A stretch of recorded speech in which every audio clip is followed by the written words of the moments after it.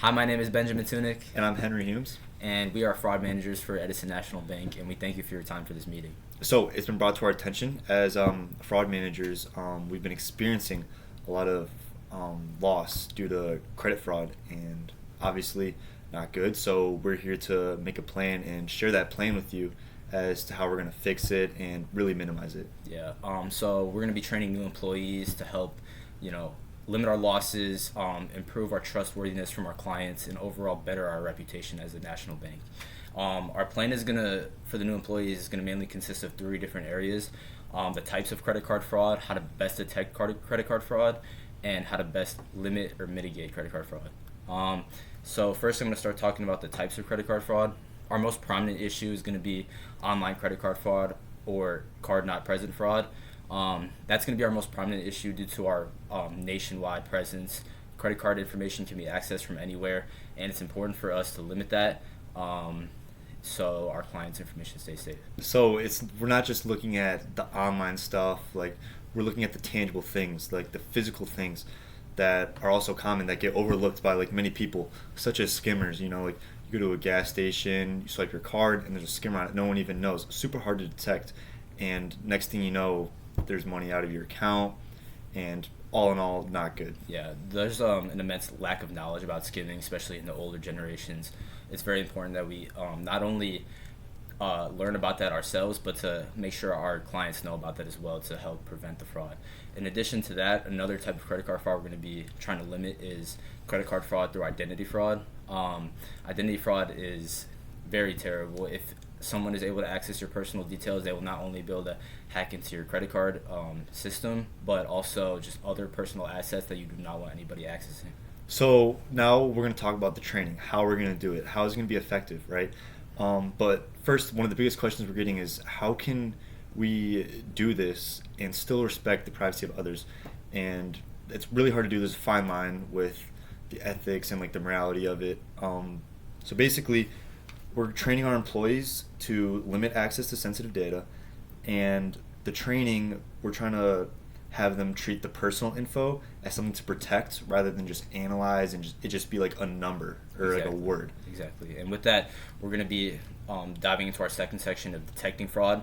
We're going to be placing monitoring systems in that will not breach personal details or anything, but we will put in place different monitoring systems such as the use of AI has been developing a lot recently, and they will be able to help us immensely with efficiency and productivity in detecting these things, but we will still ensure that these purchases will be monitored only and not analyzed for the personal sake of our clients. And stuff like that, it's really hard to teach, really hard to do. So what we're here to do, we're not just here to direct them, tell them what to do, bark out orders, because realistically, where are we going to get with that and training them? We're here to lead by example, show them how it's done, be side by side with them, really showing them the ropes and how everything to do hands-on. Of course, and we'll be verifying our clients' purchases through factors such as multi-factor authentication. I know in the past you've had personal questions asked about you regarding an account. That is due to you having to ensure your identity, make sure it's really you making the purchases, and we want to verify our clients before every single purchase if possible, but while keeping it peaceful.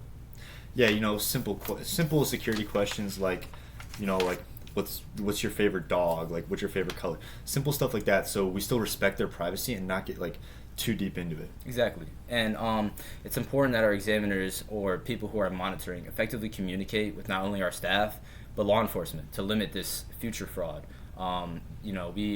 We can't just stop there by detecting it. We have to prevent it from the future. So fraud, it's inevitable, right? But we're here to minimize it. Hopefully, completely stop it. So obviously, we know that there's a possibility it may happen. So the biggest thing is when it happens and when we detect it, our clients, they'll get notifications about it, like about the charges on their account, and we'll send personal emails on how we're going to resolve it, like our plan to resolve it.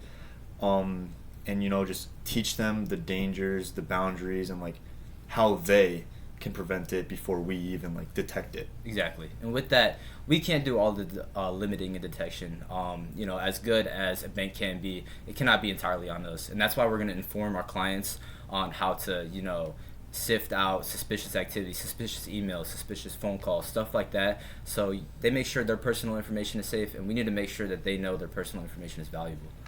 And that's like plan B. We really never wanted to get that far because me and Ben, we do believe we are the best, and there's no doubt that we will train these employees to our best ability and make it so that this will never happen again. We are very confident in ourselves and how we do as a job. Of course, this plan is really important to us. We hope you enjoy and think the idea behind this plan is good. We want our new employees to be able to just improve our reputation as a whole and really bring Edison National Bank to a higher level than it already is, compete with competitors like Chase and the Bank of America, stuff like that, but yeah, if you have any questions for us, please feel free to let us know, and we thank you for your time. We thank you for your time. Thank you very much. Thank you.